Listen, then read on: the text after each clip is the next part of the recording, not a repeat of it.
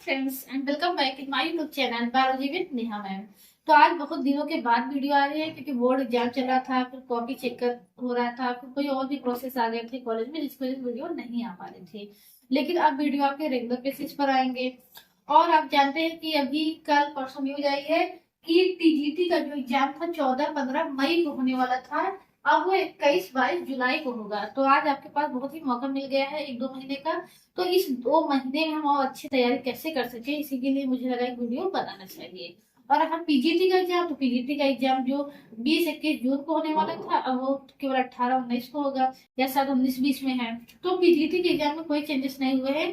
Change बड़ा किसमें हुआ है, पीजीटी के एग्जाम में 14-15 मई से 21-22 जुलाई हो गया है। तो लगभग आपको 2 महीने का समय मिल गया है। तो अब 2 महीने के समय का आप कैसे यूटिलाइज करेंगे। देखिए, बहुत से लोग ऐसे होंगे जो पूरा पढ़ चुके हैं, और कुछ ऐसे होंगे जो आधा पढ़े हैं, अभी आधा नहीं पढ़े हैं। तो अब एक बार फिर से जरूरत है आपको सिलेबस बनाने की, यानी सॉरी, आपका टाइम टेबल बनाने की, शेड्यूल बनाने की। एक बार देखिए आपने क्या पढ़ लिया है, क्या नहीं पढ़ा है। इसके लिए सबसे पहले क्या करेंगे, आप अपने सिलेबस को अपने पास लेके लीजिए, और उसमें से टिक करिए आपने क्या पढ़ लिया है, क्या नहीं पढ़ लिया है। और फिर से एक क्या करिए, टाइम टेबल बनाइए कि मेरे पास आज के दिनांक में, आज 2 मई है, 2 मई, 3 मई, 4 मई, 5 मई, इस तरह से बनाइए कि हम 10 दिन में सेल बायोलॉजी खत्म कर देंगे, या एक 10 दिन में टिश्यू खत्म कर देंगे। ऐसे ऐसे करके फिर से बनाइए। और अगर आपने सभी कुछ पढ़ लिया है तो एक रिवीजन वाला टाइम टेबल बनाइए। रिवीजन के लिए मुझे क्या रिवीजन करना है, कैसे कैसे करना है। देखिए, हमने आपसे शेयर किया था, जब हमने पहली बार टाइम टेबल बनाया था तो वो लगभग 4 महीने का बना था, 80-80 दिन का लगभग बना था। तो फिर जब 15 दिन बचे थे, तो 15 दिन के लिए मैंने फिर से टाइम टेबल बनाया था कि उसको रिवाइज कैसे करेंगे।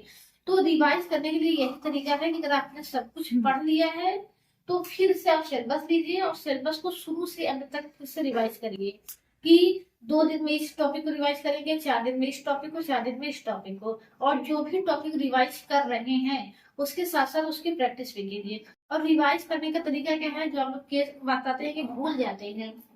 तो देखिए, जैसे कि आपका पहला ही चैप्टर आपका जो है टीजीटी पीजीटी दोनों में ही क्या है, एनिमल किंगडम दिया गया है, फिर प्लांट किंगडम दिया गया है। तो अब कोई भी टॉपिक आपको दोहराना है, जैसे मान लीजिए आपको प्रोटोजोआ दोहराना है, तो प्रोटोजोआ की जो नोट्स है उसको लेकर के मत बैठिए, या प्रोटोजोआ के लिए कोई बुक लेकर के मत बैठिए।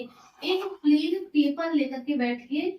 उस प्लेन पेपर पे देखिए आपको क्या याद है, कितना याद, और इस तरह से उसको लिखिए जैसे आप किसी को समझा रहे हैं।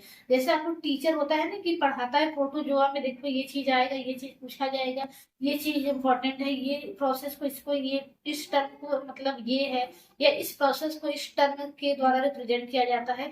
तो इस तरीके से खुद को पढ़ाइए कि अगर प्रोटोजोआ शुरू कर रहे हैं तो प्रोटोजोआ शब्द किसने दिया था, प्रोटोजोआ में कैसे जीवों को रखा गया है, क्या लक्षण है, या आप एंजियोस्पर्म पढ़ रहे हैं, या फ्लावरिंग प्लांट में रिप्रोडक्शन पढ़ रहे हैं, तो रिप्रोडक्शन का क्या मतलब है, सेक्सुअल और एसेक्सुअल में क्या डिफरेंस होता है।